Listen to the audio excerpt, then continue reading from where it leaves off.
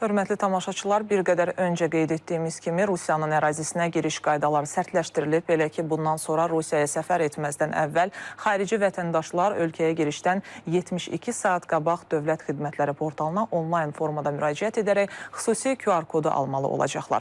Bu ilin iyunun 30-undan tətbiq olunacaq yeni qaydalar ancaq Rusiyaya vizasız gələn xarici ölkə vətəndaşlarına şamil olunacaq.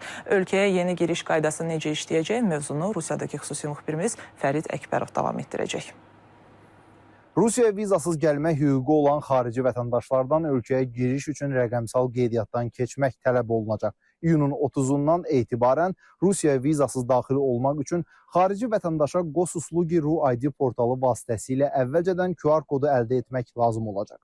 Bunun üçün xarici vətəndaşdan Rusiyaya səyahətdən ən azı 3 gün əvvəl qeydiyyat tələb olunur. Əgər Rusiyaya səfər etmək istəyirsinizsə, bunun üçün müvafiq portala şəxsi məlumatlarınızı, marşrutunuzu, Rusiya ərazisində qalacağınız ünvanı, səfər məqsədinizi daxil etməli, fotonuzu və sərhəddə təqdim edəcəyiniz sənədləri yükləməlisiniz. Rusiya Federasiyası ərazisində giriş üçün heç bir maneə olmadıqda, Gosuslugi.ru ID sistemi sizə şəxsi QR kodu təqdim edəcək.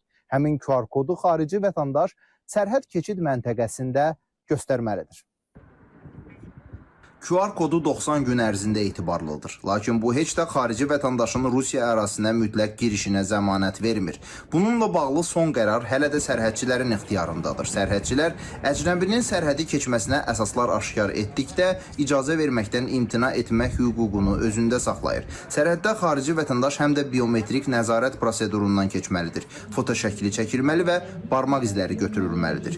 İstisna Belarus vətəndaşlarıdır. Onlar üçün yaşıl dəhliz qalır. Rusiya vizasız gələn ölkələrin diplomatlarının, onların ailə üzvlərinin, diplomatik və xidməti pasport sahiblərinin və 6 yaşına qədər uşaqların rəqəmsal qeydiyyatdan keçməsinə ehtiyac yoxdur. Rusiya vizasız gələn ölkələrin diplomatlarının, onların ailə üzvlərinin, diplomatik və xidməti pasport sahiblərinin və 6 yaşına qədər uşaqların da rəqəmsal qeydiyyatdan keçməsinə ehtiyac yoxdur.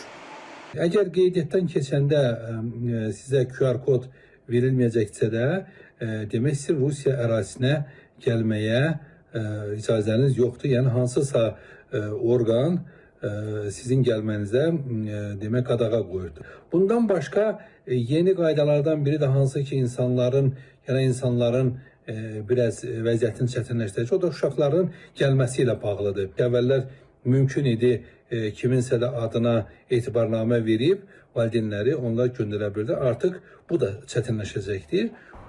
Rusiya ərazisinə daxil olma ilə bağlı yeni qaydalar ölkədə daimi və müvəqqəti yaşamaq icazəsi olan xarici vətəndaşlara da şamil ediləcək.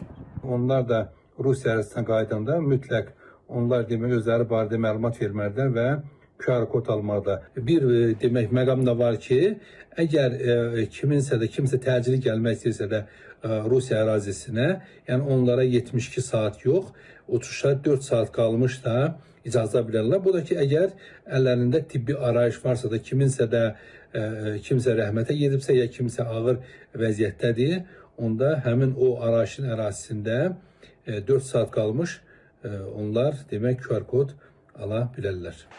Rusiya ərazisinə daxil olduqdan sonra əcnəbilər üçün qeydiyyat, tibbi sığortanın alınması və sair kimi bütün miqrasiya xidmətləri də Gosuslugi.ru ID vasitəsilə həyata keçiriləcək.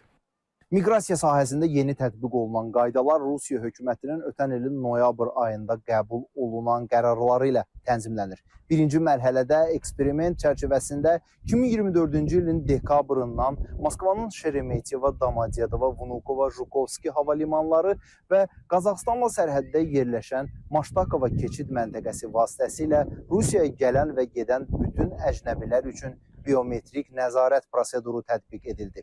Belarus vətəndaşları istisna olmaqla hazırda ölkəyə vizasız daxil olan və ölkəni tərk edən bütün əcnəbilərin fotoşəkilləri çəkilir və barmaq izləri götürülür. Rusiyaya vizasız gələn əcnəbilər üçün QR kodun əldə edilməsi tələbi isə ikinci mərhələdir. Bu eksperiment 2026-cı ilin iyunun 30-una dək davam edəcək. Bu vaxta qədər isə çox güman ki, onun uzadılması məsələsi artıq həll olunmuş olacaq. Fərid Əkbərov, İTV Xəbər, Moskva.